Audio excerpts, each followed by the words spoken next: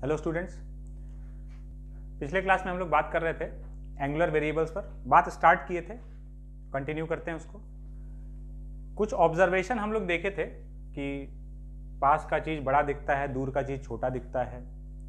हम लोग किसी ट्रेन, बस, गाड़ी किसी से भी जा रहे हैं तो बाहर हम लोग जब देखते हैं तो हम लोग को सारा चीज़ ऑपोजिट डायरेक्शन में चलता हुआ दिखता है, जो कि स्टेशनरी था ऑपोजिट डायरेक्शन में चलते हुए दिखता है, लेकिन सब सेम वेलोसिटी से नहीं दिखता है। पास वाला चीज़ जल्दी जल्दी चलते हुए दिखता है, स्पीड ज़्यादा दिखता है उसका, और दूर वाले का कम दिखता है। तो अब इन सब का कारण समझने के लिए हम लोग को एंगुलर वेरिएबल्स को समझना होगा।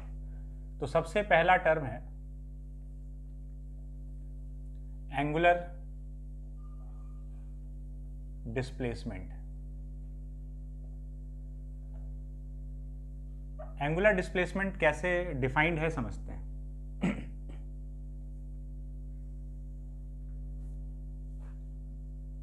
एक पार्टिकल किसी पाथ पे जा रहा है, तो किसी एक पॉइंट से पॉइंट ए, स्ट्रेट लाइन भी हो सकता है, कर्व कैसा भी हो सकता है, एक पॉइंट से दूसरे पॉइंट तक पहुंचा, पॉइंट ए से स्टार्ट होकर पॉइंट बी तक पहुंचा। तो अगर हमसे पूछा जाए कि उसका डिस्प्लेसमेंट क्या है, जब खाली डिस्प्लेसमेंट बोला जा रहा है इसका मतलब लीनियर डिस्प्लेसमेंट के बारे में बात हो रहा है। तो इसका डिस्प्लेसमेंट कितना है, तो हम लोग क्या करेंगे, ए को बी से ज्वाइन कर देंगे सीधा सीधा, और वो जो स्ट्रेट लाइन है वही उसका डिस्प्लेसमेंट हो जाएगा। लेकिन एंगुलर डिस्प्लेसमेंट क्या है, तो देखो यहां पर एक ऑब्जर्वर है, ठीक है। ये ऑब्जर्वर जो कि इसको देख रहा है, इसके मोशन को, तो हम एक लाइन ड्रॉ कर रहे हैं।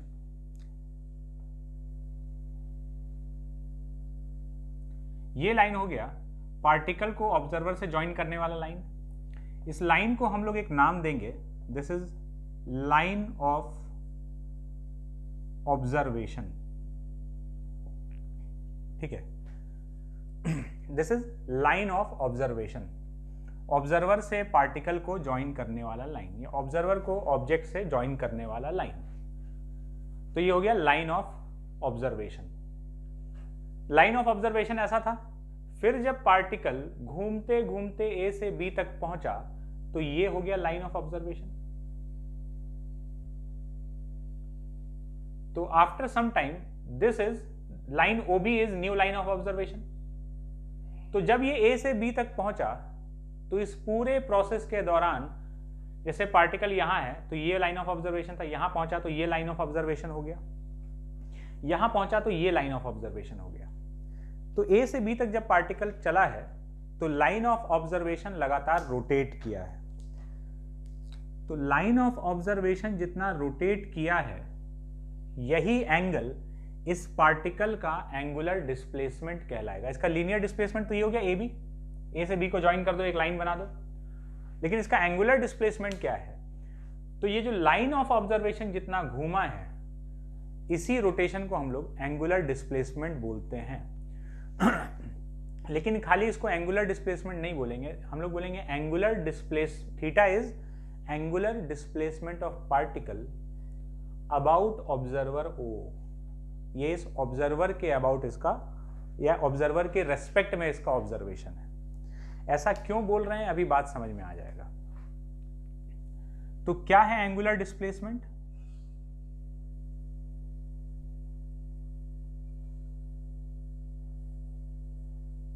यहां लिख लेते हैं, एंगुलर डिस्प्लेसमेंट। क्या डेफिनेशन है? Angle rotated by the line of observation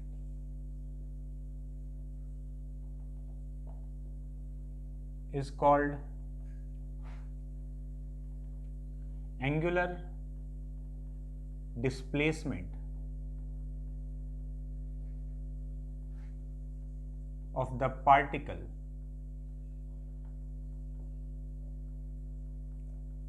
about the observer, angular displacement of the particle about the observer। तो यहां थीटा क्या चीज है? थीटा है angular displacement of particle about O. O के अबाउट, ऑब्जर्वर ओ के अबाउट इसका एंगुलर डिस्प्लेसमेंट है। बात क्लियर है? तो एंगुलर डिस्प्लेसमेंट क्या चीज है?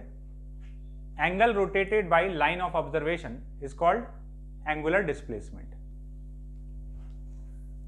तो ये एंगुलर डिस्प्लेसमेंट डिफाइन हो गया।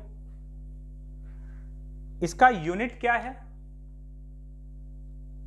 जो एंगल का यूनिट होता है रेडियन, ठीक है। एंगुलर डिस्प्लेसमेंट को हम लोग रेडियन में मेजर करेंगे। अब एक चीज समझना,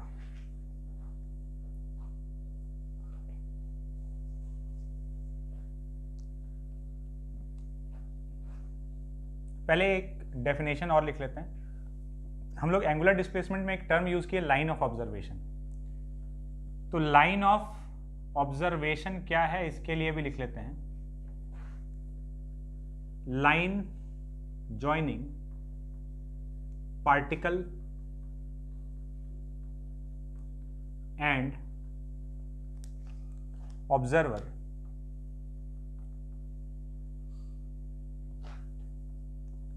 is called line of observation। Particle और ऑब्जेक्ट को ज्वाइन करने वाले लाइन को हम लोग लाइन ऑफ ऑब्जर्वेशन बोलेंगे। देखो,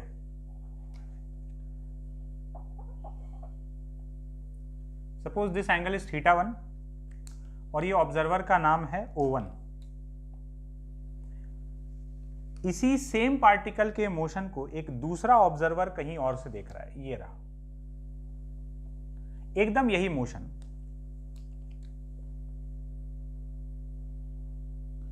तो अब इसके लिए, इस ऑब्जर्वर के लिए लाइन ऑफ ऑब्जर्वेशन ये वाला होगा, ऑब्जर्वर से ऑब्जेक्ट को ज्वाइन करने वाला लाइन। तो लाइन ऑफ ऑब्जर्वेशन दो चीजों पे डिपेंड कर रहा है कि ऑब्जेक्ट कौन है, मतलब पार्टिकल कौन है, और ऑब्जर्वर कौन है। तो एक ही पार्टिकल का इस ऑब्जर्वर के लिए ये लाइन ऑफ ऑब्जर्वेशन हो गया, इस ऑब्जर्वेशन के लिए ये, इस ऑब्जर्वर के लिए ये लाइन ऑफ ऑब्जर्वेशन हो गया, और बाद में ये वाला हो गया। तो जब पार्टिकल ए से बी तक गया है, तो ए से बी तक गया, तो इसके द्वारा जो लाइन ऑफ ऑब्जर्वेशन बन रहा था वो θ1 रोटेट किया, और ये वाला लाइन ऑफ ऑब्जर्वेशन का रोटेशन कितना है? θ2। डेफिनेटली ये दोनों बराबर नहीं है, इनफैक्ट ध्यान से देखोगे तो तुमको दिख रहा है जितना ये पास में होगा ऑब्जर्वर, उतना ज्यादा बड़ा एंगल बनेगा। तो θ2 और θ1 बराबर नहीं है, मतलब अब क्या है कि ये θ2 भी इस पार्टिकल का एंगुलर डिस्प्लेसमेंट है। θ2 एंगुलर डिस्प्लेसमेंट है किसके अबाउट? ऑब्जर्वर 2 के अबाउट। θ1 इस पार्टिकल का एंगुलर डिस्प्लेसमेंट है किसके अबाउट? ऑब्जर्वर 1 के अबाउट।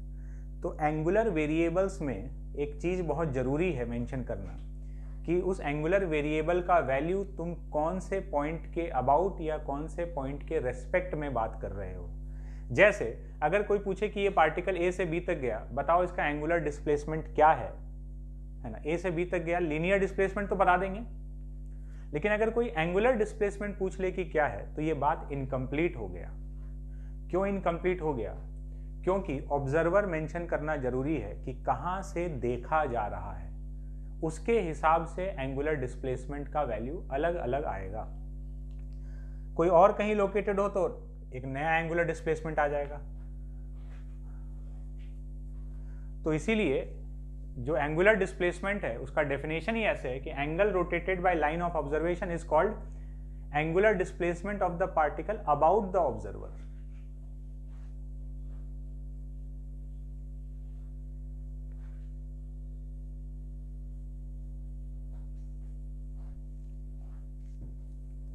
तो अब यहां पर θ1 क्या चीज है? θ1 is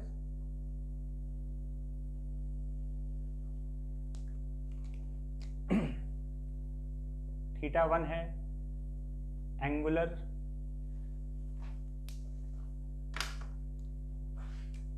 displacement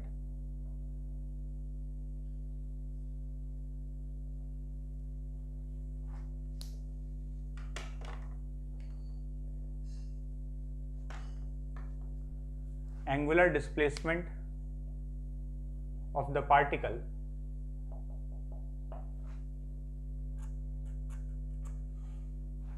about observer 1. Angular displacement of particle about observer 1. What is theta 2? Angular displacement of particle about observer 2. तो ये हो गया एंगुलर डिस्प्लेसमेंट का मतलब, उसका डेफिनेशन, उसका यूनिट हम लोग समझ लिए रेडियन है। अब बात करते हैं इसके डायरेक्शन का। एंगुलर डिस्प्लेसमेंट का एक डायरेक्शन होता है।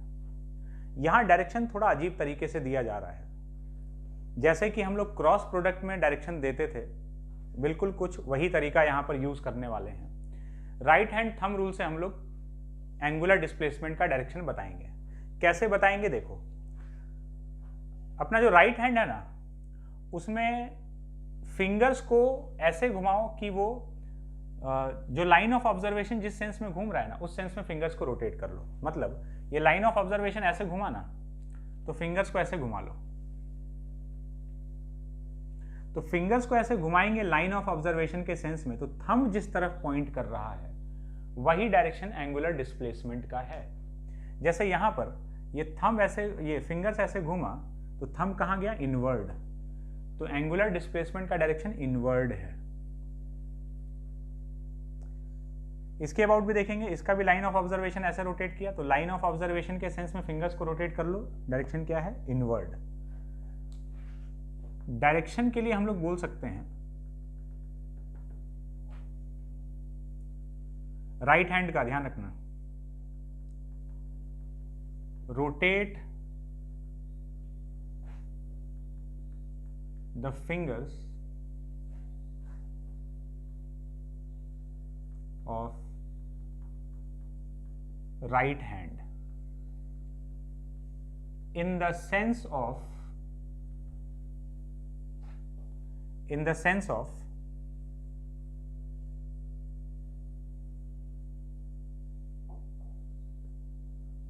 rotation of line of observation.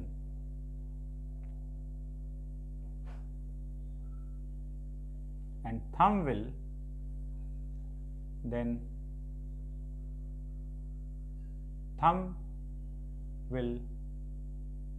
point towards angular displacement.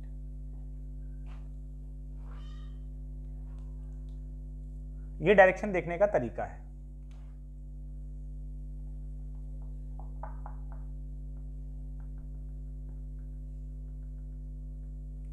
Rotate the fingers of right hand in the sense of rotation of line of observation.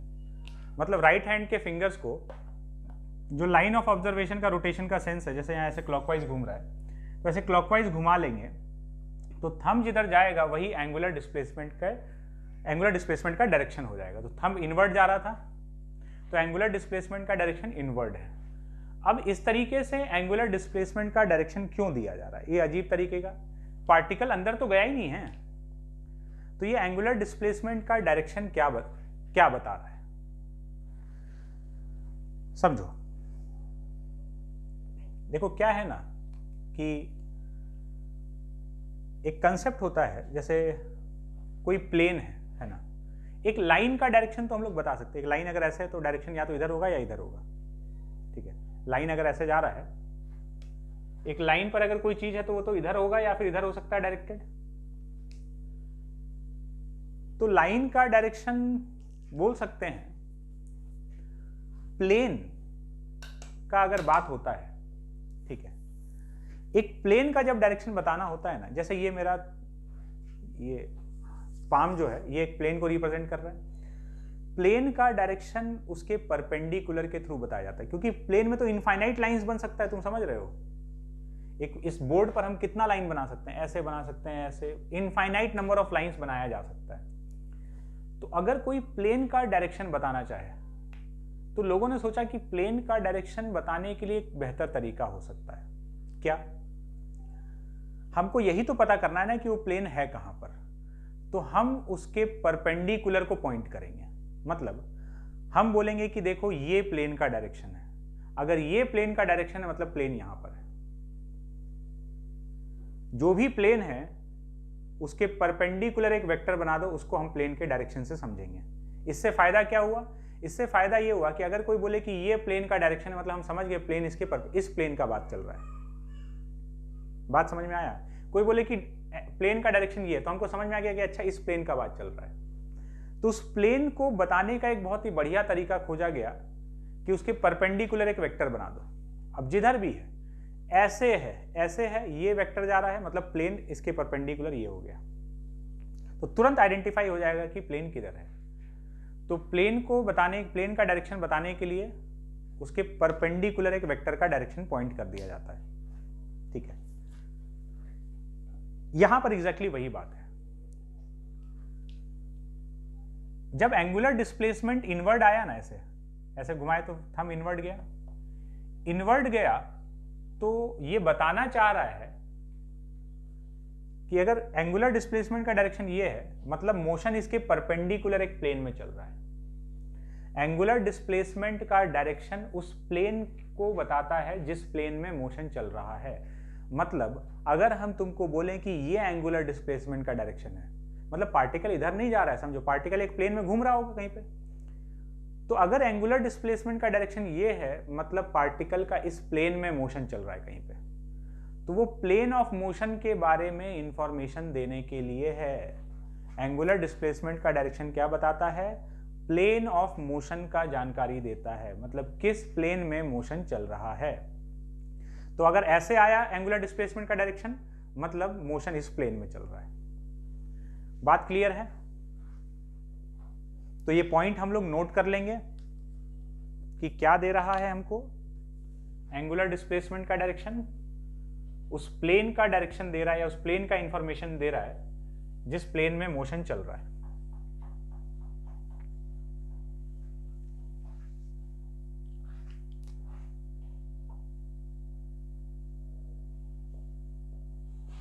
Direction of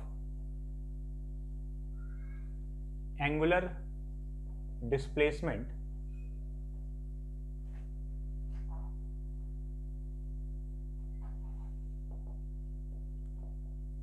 gives the information about plane of motion। ठीक है, तो angular displacement का direction बताकर motion के plane का direction बताया जा रहा है। तो बात क्लियर है? समझ में आ गया एंगुलर डिस्प्लेसमेंट क्या है ना? लाइन ऑफ ऑब्जर्वेशन का जो रोटेशन हो रहा है वही एंगुलर डिस्प्लेसमेंट है। अब इससे एक प्रॉब्लम तो सॉल्व हो गया, जो हम लोग शुरुआत में कुछ क्वेश्चन खड़ा किए थे कि दूर का चीज छोटा दिखता है, पास का चीज बड़ा दिखता है। समझो क्यों? इसका जवाब अब हम लोग को मिल सकता है। सबसे पहला बात तो ये समझना है कि हम लोग का आई और माइंड जो रीड करके एक कंक्लूजन पे पहुंचता है, वो लीनियर वेरिएबल्स को सेंस नहीं करता है, वो एंगुलर वेरिएबल्स को सेंस करने के लिए बना है और उसी का रिपोर्ट देने के लिए बना है। मतलब जब तुम किसी चीज का लंबाई को नाप रहे होते हो, है ना, देख के अंदाजा लगाते हो, तो उस चीज का लंबाई इस बात पे भी डिपेंड कर जाता है कि तुम कितने दूर खड़े हो। भाई दूर का चीज छोटा दिख रहा है, पास का बड़ा दिख रहा है। तो एक्चुअली में तुम किसी भी चीज का जो लेंथ मेजर कर रहे होते हो, लेंथ मेजर मतलब नॉट एग्जैक्टली नापना, अंदाजा जब लगा रहे हो तो देख के, तो वो एंगुलर विड्थ मेजर कर रहे हो, तो लीनियर विड्थ मेजर नहीं करते। किसी भी चीज का लीनियर लंबाई जो है या लीनियर साइज जो है, लीनियर विड्थ को हम लोग मेजर नहीं करते, हम लोग किसी भी चीज के एंगुलर विड्थ को मेजर कर पाते हैं। मतलब ये है, देखो जैसे ये एक ऑब्जेक्ट है, इस ऑब्जेक्ट को कोई यहां से देखेगा ऑब्जर्वर 1, एक ऑब्जेक्ट है, ठीक है, L लेंथ का, एक ऑब्जर्वर 2, ये ऑब्जर्वर 3, तीनों को इसका लेंथ अलग अलग दिख रहा होगा। ये इसको सबसे बड़ा दिखेगा, इसको और छोटा दिखेगा, इसको और छोटा दिखेगा, पीछे और कोई खड़ा है तो और छोटा दिखेगा, बट ऑब्जेक्ट का साइज तो एक ही है ना, तो क्यों सबको अलग अलग दिख रहा है? देखो एकदम से बात समझ में आ जाएगा कि क्यों छोटा दिख रहा है पीछे वाले को और क्यों सबको अलग अलग दिख रहा है। जैसे इसका दोनों एंड यहां कुछ एंगल सबटेंड कर रहा है, लेट्स से θ1। ऑब्जर्वर 2 पर ये कुछ एंगल सबटेंड कर रहा है θ2, और ऑब्जर्वर 3 पर, मतलब एंगल सबटेंड करने का मतलब उसका जो दोनों एंड है उसको ज्वाइन कर दो यहां से, जिस पॉइंट पे ऑब्जर्वर खड़ा है। तो ये जो पूरा एंगल है ना, ये इस ऑब्जेक्ट का एंगुलर विड्थ कहलाता है। ये ऑब्जेक्ट है, यहां पर ऑब्जर्वर है, इसके दोनों पॉइंट को यहां से मिला दो, तो ये जो एंगल बना रहा होगा ये तो इसका लीनियर विड्थ, और ये एंगल कहलाता है इस ऑब्जेक्ट का एंगुलर विड्थ। तो हम और तुम एंगुलर विड्थ मेजर करने के लिए बने हैं, लीनियर विड्थ मेजर करने के लिए नहीं बने हैं। इस एंगल के हिसाब से ही हम लोग आइडिया लगाते हैं कि कोई चीज कितना बड़ा होगा या कितना छोटा होगा, और तुम जितना पास में खड़े हो तुमको ये एंगल उतना बड़ा दिखेगा, और पास में खड़े हो जाओ और बड़ा दिखेगा, और दूर जाके खड़े हो जाओ और छोटा दिखेगा। तो इस एंगल के हिसाब से हम लोग आइडिया लगाते हैं कि सामने वाला चीज कितना बड़ा है। हम लोग लगाते नहीं, वो अपने आप लग रहा होता है। हम लोग का मैकेनिज्म ऐसा ही है। तो इसीलिए जब हम किसी चीज के पास खड़े होते हैं तो वो जो एंगल हम पे बना रहा है उसका दोनों एंड वो बड़ा है, तो उसका एंगुलर विड्थ बड़ा है। तीनों के लिए बस इस ऑब्जेक्ट का जो लीनियर विड्थ है वो तो है, उसको ऑब्जर्वर से कोई मतलब नहीं है, लेकिन एंगुलर विड्थ जो है वो ऑब्जर्वर पर डिपेंड कर रहा है। तो तीनों ऑब्जर्वर के लिए एंगुलर विड्थ अलग अलग है, तो इसको सबसे छोटा दिखेगा, इससे बड़ा इसको, उससे बड़ा इसको, कोई और दूर होगा तो और छोटा दिखेगा। अब देखो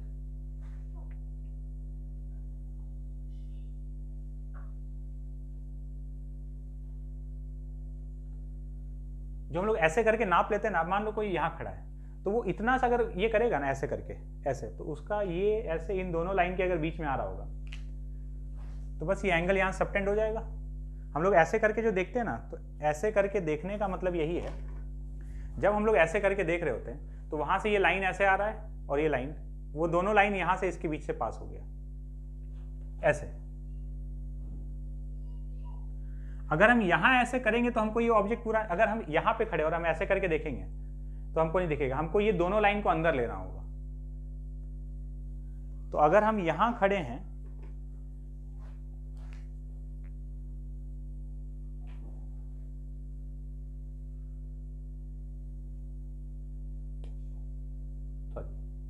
यहां पर अगर हम खड़े हैं, ठीक है, यहां पर खड़े तो ये एंगल सबटेंड हो रहा है, हम अपना हाथ यहां ऐसे रखेंगे तो इतना बनेगा। थोड़ा दूर ले जाएंगे, यहां पर अगर हम हाथ रख के देखना चाह रहे हैं तो ऐसे करके हम लोग देखते हैं ना, तो वो दोनों जो लाइन है ना, वो ऐसे जब हम लोग करके देख रहे होते हैं तो ये दोनों लाइन यहां से पास करना चाहिए, मतलब उसका पूरा का पूरा लाइन इसके अंदर आ गया।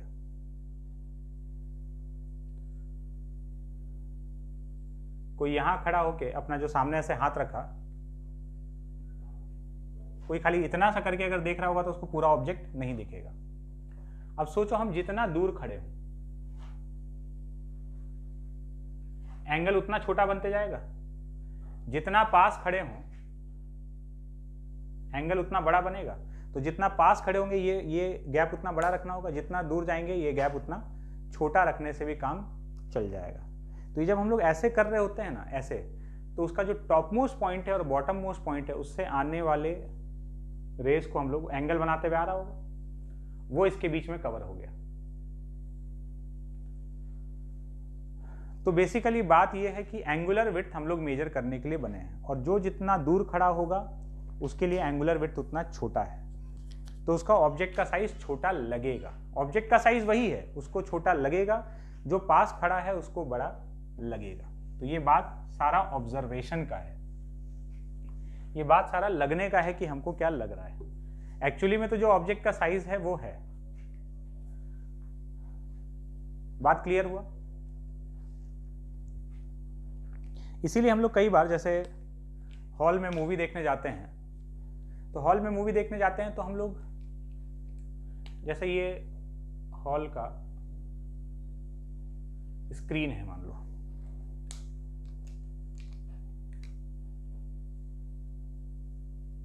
ये स्क्रीन है पूरा, यहां से यहां तक ये पूरा हमको दिखना चाहिए। अपना क्या है ना, हम लोग क्यों हॉल में पीछे बैठना, पीछे वाला सीट जो है वो क्यों महंगा होता है, हम लोग का एक लाइन एक सर्टेन एंगल तक हम लोग देख सकते हैं। एट ए टाइम जब हम देख रहे हैं तो हमको एक सर्टेन एंगल तक का चीज दिख रहा है। इसके इधर का अगर हमको देखना है तो हमको घूमना पड़ेगा, फिर हमको एक सर्टेन एंगल, मान लो कोई भी 100 डिग्री, 120 डिग्री, 90 डिग्री, कोई भी एंगल हो सकता है जितने तक हमको दिख रहा है। तो यहां जो बैठा व्यक्ति है ना, उसको मान लो इतना एंगल तक दिखता है कि ये पूरा जस्ट कवर हो रहा है, हॉल पर्दा कवर हो जा रहा है लेकिन जस्ट कवर हो रहा है।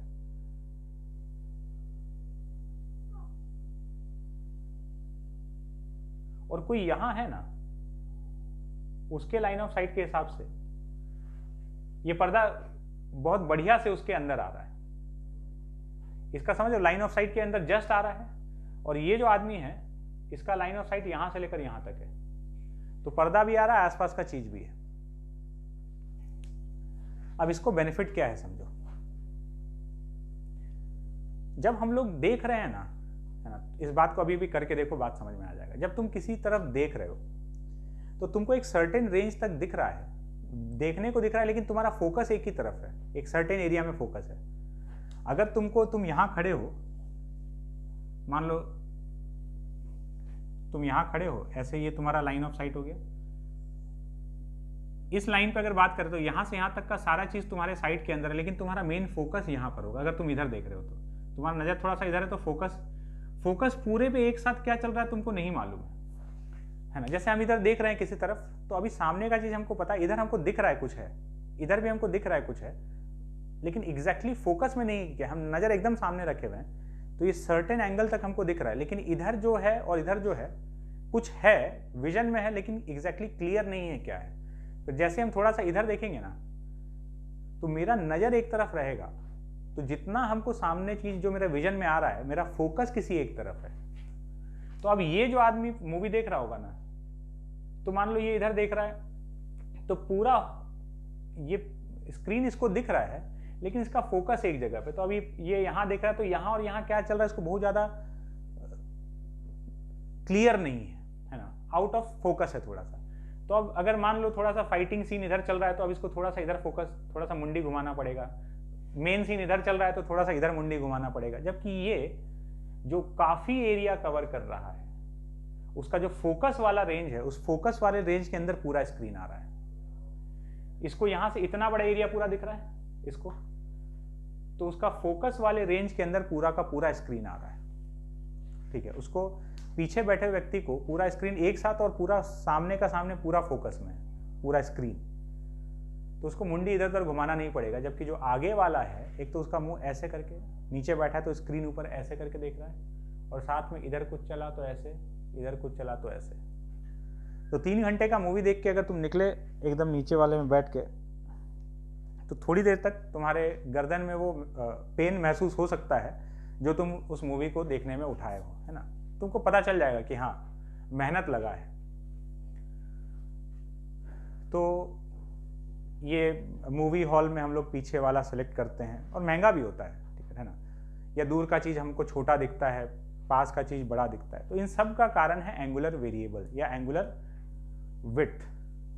हम लोग एंगुलर विड्थ मेजर करने के लिए बने हैं, लीनियर विड्थ मेजर करने के लिए हम लोग नहीं बने हैं।